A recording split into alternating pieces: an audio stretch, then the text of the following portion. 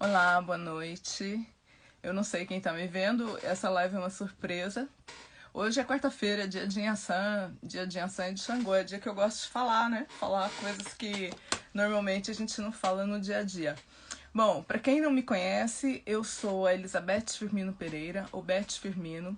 Eu sou brasileira, moro em Madrid, eu sou pesquisadora do candomblé e sou pesquisadora na área de artes cênicas. Eu sou doutora em artes cênicas. E hoje o assunto que eu tenho para falar é mais uma vez sobre a intolerância religiosa. Na verdade, eu não. Eu não sei se vocês sabem, mas esse canal do Poética de Orixás, na verdade, é o nome da minha pesquisa, da minha linha de pesquisa. E eu resolvi dar esse nome a um canal que já existia, que tinha o nome de Memorial contra a Intolerância, que foi criado antes. Vocês podem ver que tem aí algumas postagens sobre a intolerância religiosa. Porque é um tema que me afeta por ser do candomblé, por ser pesquisadora, por ser também praticante, mas principalmente é algo que eu considero disfuncional na sociedade que nós vivemos, numa sociedade do século XXI e principalmente num país laico. Deixa eu ver aqui se tem. Eu acho que não começou ainda. Deixa eu ver aqui.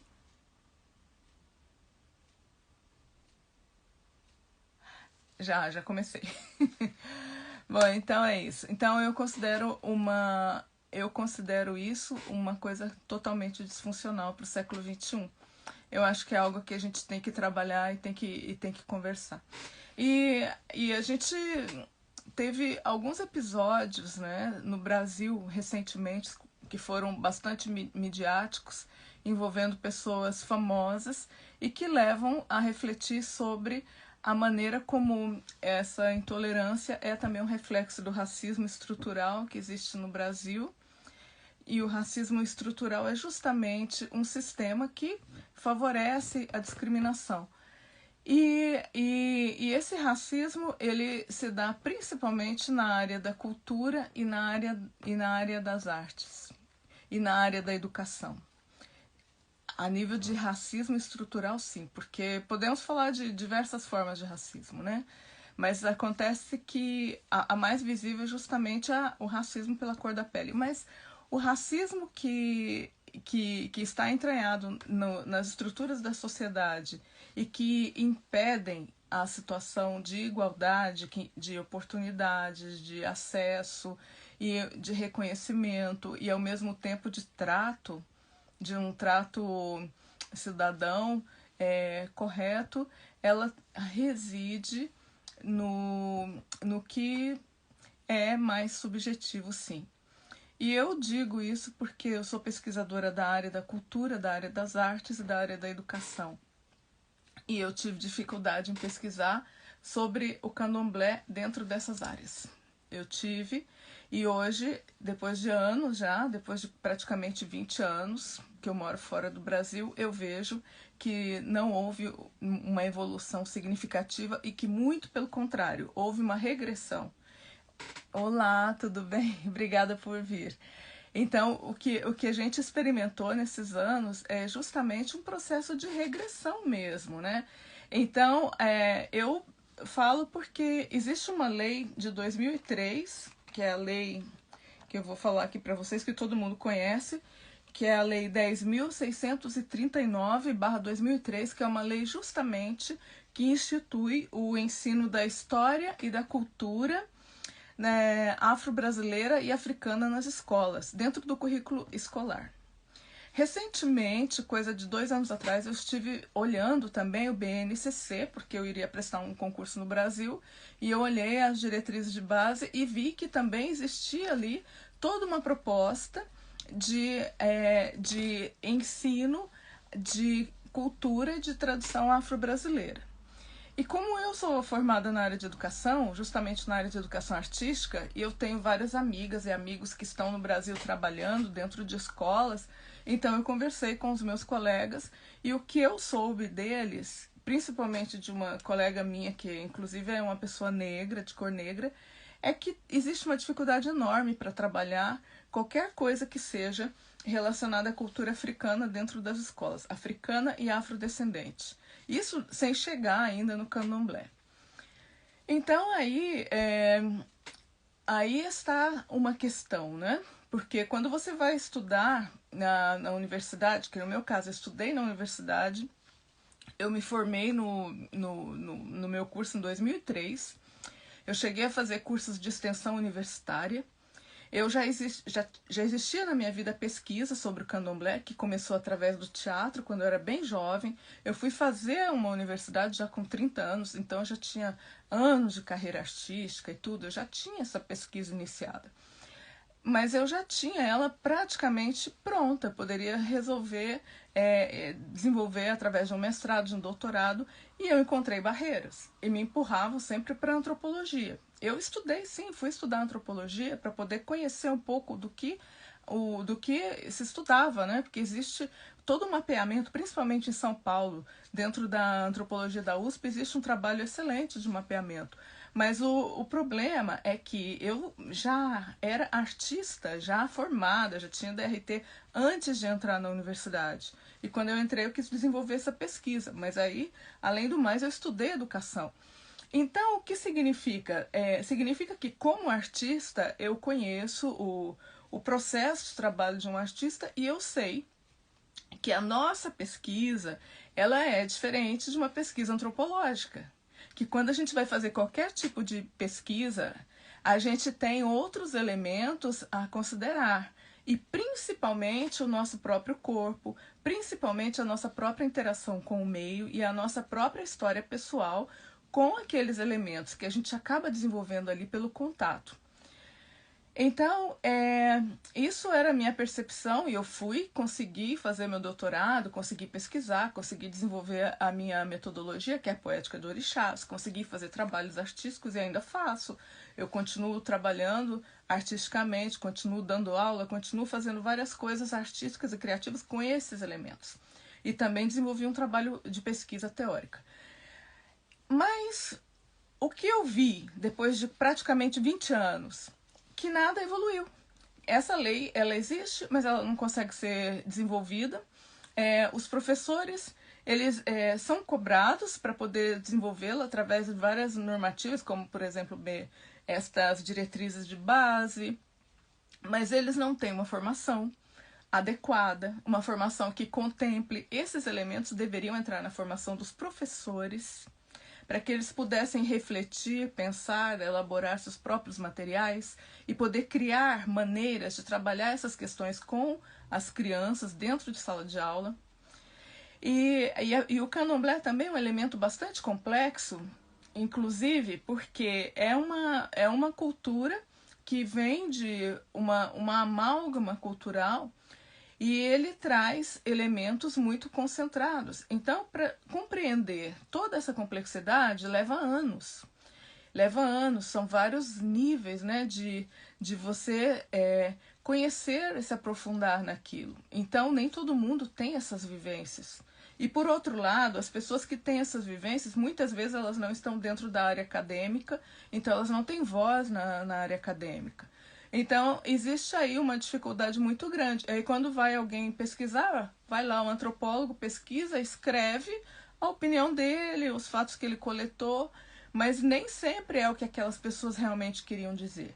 Só que aí, outro fator importante é a presença dos artistas nesse ambiente, né? Porque eu venho de uma pesquisa que começou na década de 80, quando o Luiz Otávio Bournier, que era professor da Unicamp, também começou a pesquisar isso num candomblé.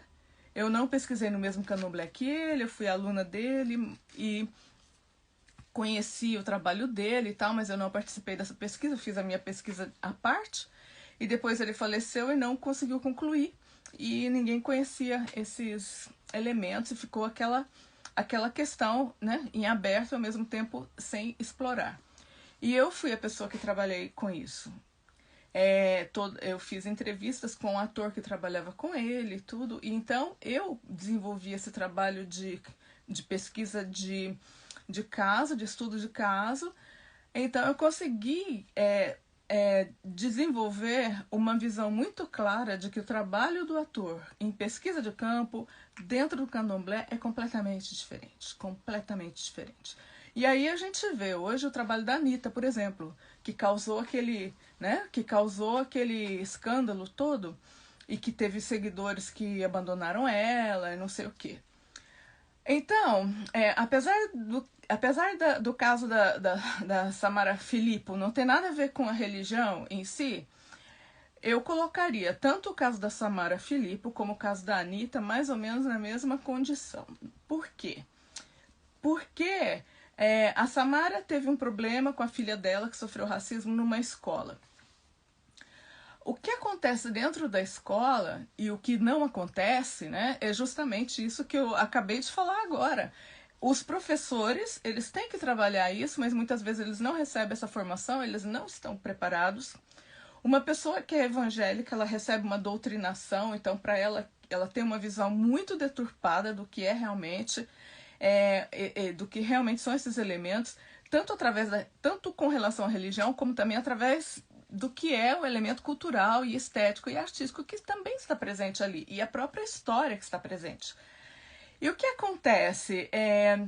Se não existir pesquisa, né, que eu sou a outra parte, eu sou aquela pessoa que queria pesquisar e não pôde, eu pesquisei, tá ali, publiquei tudo, tá aqui a tese, mas assim, se não existirem pesquisas, porque eu acho que no lugar de... não seria apenas eu, teria que ter muito mais gente pesquisando e desenvolvendo coisas e ao mesmo tempo trazendo um conhecimento mais renovado, um conhecimento que realmente possa chegar às pessoas e que elas possam ter a clareza do que é a religião, mas não só a religião, a cultura. É difícil até mesmo explicar, porque num vídeo que eu fiz anteriormente, creio que ontem ou anteontem, eu falava que o candomblé tem níveis de aproximação. Então, quando você não conhece nada, são muitos signos, então aquilo acaba sendo um pouco confuso e tudo começa a se confundir ali. Mas quando você conhece, você sabe diferenciar o que é a cultura, o que é a relação com a sociedade. E não entra exatamente na questão da religião em si. A pessoa que vai conhecer aquela cultura, ela não está entrando em uma religião, ela está conhecendo uma cultura. E uma cultura que não é uma cultura aleatória, é alguma coisa que tem a ver com a gente. Por quê? Porque os africanos que foram escravizados no Brasil, eles representam pelo menos 1/3 da nossa base genética e cultural. Pelo menos eu digo, porque na verdade até mais, né? Até mais, porque todo mundo tem algum ancestral que veio para o Brasil nessas condições. Praticamente todo mundo. E isso é uma herança que nós temos, que está aí, que está dentro. Então a gente tem que mudar essa visão. A gente tem que, em primeiro lugar, aceitar mesmo que tudo que aconteceu foi horrível e não entrar no século XXI com uma visão tão fechada. Você, né, se você é evangélica, se você é evangélico, você deve entender que o direito que eles têm, que eu tenho e que você tem é o mesmo. Nós somos livres para professar as nossas fés. Mas a cultura, ela é muito mais ampla. Ela é muito mais ampla do que a religião. A religião é uma escolha. A cultura é algo que a gente convive no mundo. Então, não vamos confundir uma coisa com a outra, né? E no caso do candomblé mesmo, eu falo assim, eu sou da religião que dança. Eu adoro dançar. Eu sou atriz, eu sou dançarina, eu adoro dançar. A minha religião é a religião que dança. Mas aí está. Então, são vários níveis de aproximação. Na verdade, o fator cultural, ele é muito importante, ele é muito relevante. E é essa coisa que realmente a gente precisa conhecer, que realmente a gente precisa levar para as escolas, que a gente precisa mostrar para as crianças. para que elas entendam que isso faz parte do Brasil e que elas também fazem parte disso. Embora a escolha de vida, cada um é livre para escolher o que quiser, ninguém é obrigado a escolher algo. Não, mas é respeitar, é conhecer. E quando a gente pensa dessa maneira, talvez, provavelmente a lei foi criada nesse sentido, né, como uma forma de fazer uma política positiva, de favorecer uma sociedade mais diversa, que nós já temos, mas mais igualitária. Ela forma parte de políticas positivas. Algumas pessoas criticam, por exemplo, a política de cotas, que é alguma coisa muito útil e muito importante, justamente porque ela vem reparar injustiças que ocorreram antes, né? Quando se fala de racismo estrutural, o que falamos? Falamos de injustiças que foram perpetradas, por exemplo, leis do século XIX que proibiam os africanos, as crianças africanas de estudarem. Haviam leis também que proibiam a compra de terras. Então existiram várias formas de impedir que essas pessoas gozassem de uma cidadania. E depois, as consequências disso, a gente convive até hoje. É a desigualdade social. E além do mais, o racismo e a discriminação. E principalmente o corte, né, pela cor da pele. Não é mentira que uma pessoa que tem uma cor de pele negra sofre discriminação, que tem muito mais chances de sofrer uma violência ou até, né, tem uma vida muito mais difícil e até mais insegura do que uma pessoa mais clara no Brasil. Então, isso não é mentira, realmente isso é verdade. Porém, eu acredito que o racismo, ele não é só essa ponta do iceberg. Para mim, isso é a ponta do iceberg. Porque no fundo da questão, né, o racismo estrutural, ele surgiu antes e ele criou condições de segregação das pessoas, ele criou condições de desigualdade, ele criou várias condições desfavoráveis. E, e uma delas, né, é o que a gente pode falar de uma... A gente fala muito de extermínio, né? De extermínio racial, de limpeza étnica. O Brasil sofreu o processo de branqueamento, sim, no século XVI ou XVII, mais ou menos, quando a população indígena se mesclava com os europeus, então foram trazer mulheres da Europa, de todos os lugares, órfãs, prostitutas, viúvas, para casarem, para evitar que isso aqui virasse outra coisa. E aí depois, no século XIX, a mesma coisa, porque a população negra do Brasil superava 60%, então tinham medo que se convertesse no próximo Haiti. E aí trouxeram todos os europeus, que depois levaram eles, né, em condições muito diferentes dos próprios africanos que haviam acabado de ser libertos e que não tinham absolutamente nada, nenhuma compensação, não tinham moradia, não tinham trabalho, não tinham nada. Então, tudo isso é uma situação muito injusta e que realmente hoje a gente está caminhando para um processo de reverter isso, logicamente, com as políticas de igualdade, com várias leis que procuram impedir o racismo e o trato desigual. Porém, eu sou uma pessoa ligada à cultura e eu sou uma pessoa ligada a essa cultura, a essa religião. Então, para mim, isso é muito importante, é muito profundo. Eu percebo que é uma tentativa como que de passar uma página. Então, você vai ter pessoas negras que têm condições mais igualitárias, mas tudo bem você ser negro, mas você não pode ir para o candomblé. Porque se você for para o candomblé, você já está demonizado, entende? Então é isso. Isso é uma forma de repetição de toda aquela segregação que a gente já conhecia.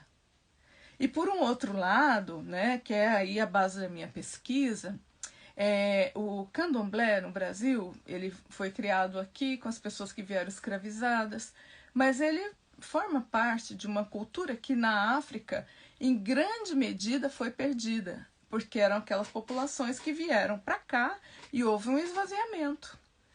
E porque houveram quedas de reinos, houveram uma série de coisas. As pessoas que eram iniciadas no candomblé, elas não eram toda a população. Eram pessoas de alto nível, de alta cunha, que serviam justamente à realeza. Então, o que permaneceu na África foi basicamente alguns cultos que não vieram para o Brasil, e depois, no século XX, isso vem sendo reconstruído, porque permaneceu, mas está sendo reforçado. E a experiência do Brasil também foi importante nesse sentido, porque muitos africanos jovens vieram para o Brasil e conheceram aqui uma parte da sua cultura que já tinha sido perdida. Eu digo aqui, eu estou em Madrid, mas eu digo aqui porque eu ainda me considero no Brasil. Então é isso, gente. Na verdade, essa cultura, para mim, né, que me chamou muito, muita atenção, sendo uma pessoa de teatro, que tinha uma referência do teatro ocidental, uma referência clássica, uma referência de estudar tragédias gregas, de estudar o mundo grego, de estudar a filosofia. Então, quando eu vi, eu identifiquei, falei, é tão parecido, e foi isso que me intrigou e que eu quis pesquisar. E depois, agora, depois de décadas já pesquisando, a conclusão que eu chego é essa, é que a África, ela não era um continente desorganizado, desestruturado, como nós vimos no século XX, que é a nossa memória. Não, não. Era um continente rico, próspero, organizado, em alguns aspectos muito mais do que a própria sociedade ocidental. E esse processo de colonização, ele trouxe uma desestruturação para a África, e para essas pessoas que foram escravizadas, trouxe uma desumanização. E hoje a gente tenta resolver isso, mas tenta resolver apagando a cultura. Só que essa cultura, né, que vem junto com a religião, eu digo que vem junto com a religião, porque não é só a religião, é a religião, é a cultura, é a ciência, é a filosofia, são vários valores, isso é como uma cápsula do tempo que veio junto. E isso é de uma época em que a África era a África era livre, a África tinha um poder no mundo. Então, como que a gente vai querer recuperar essa sensação de autossatisfação da população negra, que é justamente as que sofrem o racismo no Brasil, sem recuperar isso, né? Negando isso? Não tem como, gente, não tem como, é impossível. Então, eu não digo que as pessoas todas sejam obrigadas a voltar para essas religiões se elas não quiserem, ninguém é obrigado a nada. Mas, de qualquer maneira, tem que reconhecer que não é só a religião, é a cultura, é a história, é uma série de coisas. E que isso vem junto, e que não se pode pegar e destruir esse traço simplesmente porque você não concorda. Então, eu acho que é mais ou menos isso. E por um outro lado, já para finalizar, o mundo está mudando. A África do século XXI não é a África do século XX. E nem do século XIX, nem do século XVIII. A África do século XXI, ela caminha para ser um continente muito próspero, porque a África tem prosperidade. A África tem minérios, a África tem terras raras, a África tem muitos elementos naturais que são de interesse. É uma das populações mais jovens, é uma população que tem um índice de natalidade alto, o que é muito importante para a economia. O Brasil é um país que tem vínculos com a África, e não só tem vínculos com a África, como pretende fortalecer esses vínculos. E economicamente vai ser importante para nós. Então, eu acho que é o momento, não é simplesmente a gente virar uma página e falar não aconteceu nada. Ou então dizer, aconteceu muita coisa, nos matamos todos. Não. Vamos tentar recuperar esse pedaço de dignidade, né, dessas pessoas que vieram para cá, para o Brasil, e que foram escravizadas, e que passaram por tudo isso, mas que mesmo assim elas trouxeram o que elas tinham de melhor, que é a cultura delas. É só isso que eu quero dizer, nada mais. E então, para concluir, as coisas se encontram. E hoje o mundo está muito mais próximo, rápido, e você não vai impedir os artistas de pesquisarem. Eu tenho visto um monte de artistas fazendo um trabalho maravilhoso sobre o candomblé. Não é só a Anitta, não, tá?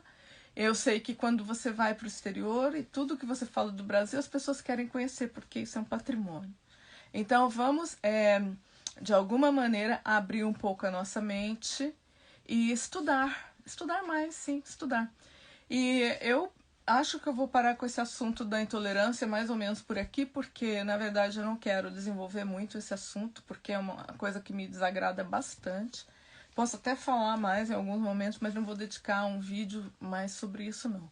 Para mim, está concluído por aqui. Era isso que eu queria dizer. Eu agradeço a vocês. E nos próximos vídeos vou falar sobre o meu trabalho, sobre as coisas que eu tenho a oferecer para o mundo. E que não sou eu, mas essa cultura que eu tenho muita honra de herdar, tenho a oferecer ao mundo. Que eu recebi isso com muito amor. E não só com muito amor, eu recebi com muita admiração. E realmente sou grata e sou muito orgulhosa disso, assim, tá bom? E não se preocupem, porque ninguém fecha o caminho dos orixás, não. Que os orixás são como a água. Você sabe que você não tem nenhuma barreira para as águas. As águas, elas podem até demorar, mas elas conseguem subir e a maré enche e a gente sai nadando aí, tá bom, gente? Então, ó, um abraço e nos vemos no próximo vídeo. E por favor, sigam o canal, divulguem, façam perguntas. Eu agradeço. Deixa eu ver quem tá aqui que não enxergo. Aqui. Bom, Mate SV, eu não sei quem é. A pessoa não sei. Então é isso, tá? E sigam nas redes sociais. Vejam também meu canal do YouTube. Você tem alguma pergunta? Não, não tem, né? Tá bom, querido. Então, vou terminando por aqui. A live vai ficar gravada e a gente se vê nos próximos vídeos. Até logo. Tchau.